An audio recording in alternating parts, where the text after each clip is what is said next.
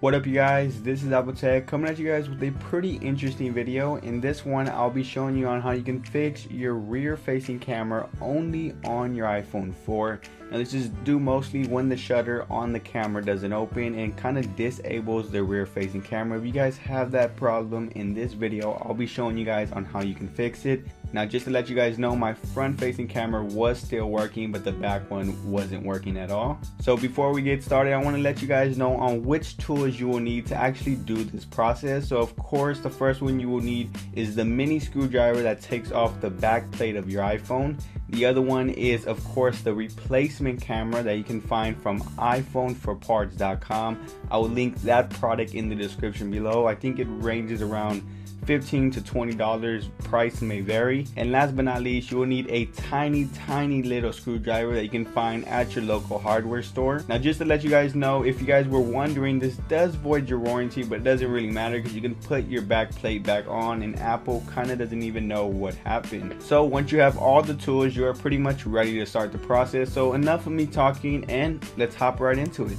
Now before we get started, I will actually show you what the problem is, and if you have the same problem, this video will most likely help you. Now if I head over into my camera, you guys can see that the shutter stays closed and it never really opens. This pretty much just disables my rear facing camera and kind of doesn't allow me to use it. The only way I can use my front facing camera is if I use a third-party app. Now as I said in the beginning, you will have to get a replacement. You can get that from iPhone for Parts. The next thing is a mini screwdriver to take off the back plate of your iPhone. Now you also need another tool that I mentioned in the beginning of the video, but we don't really need it for this step. All you really need is the mini screwdriver and the replacement camera that you're actually putting in. So of course you want to unscrew both of the screws from the bottom of the iPhone to get the back plate out. I sped up this process so it wouldn't take that long, and all you have to do is slide the back plate of the iPhone up and you're pretty much inside of it. Now I'll be telling you on what screws that you will need to take off. There are a total of 5 of them, so just make sure you take all of them off. And now this is where the extra tool comes in. You can find this at your local hardware store, and you also want to make sure that it's pretty little so it will fit the screw. Now of course this will take some time, but I sped up the video just for time's sake again. And of course you have to take off all these screws. Make sure you save them and you do not lose them because you will have to put all of this back together. However, once you're done, all you have to do is use the screwdriver to kind of lift up this metal plate, which will just get out the way and it will just give you access to the rear facing camera. Now once you have taken that off, you guys will see kind of like a little strap connected. You want to pop that off, take the old camera in and pop in the new one the same way you took the old one off. So you just slide it in, just seen here. Once you have it in, you want to push it down, not that hard, and then you want to pop the wire in.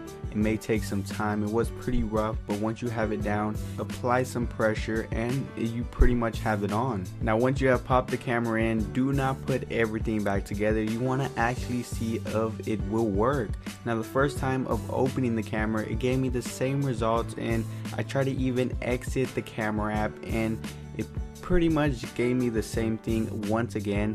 But you guys don't need to worry. All you have to do is reboot your device by just holding the power button and just sliding to power off once it pops up. Now of course you want your device to turn off all the way, so you want to make sure it does that and then just reboot it back up. So once you have it fully turned off, I really wanted to see if it actually worked, and as you guys can see, the camera is actually working.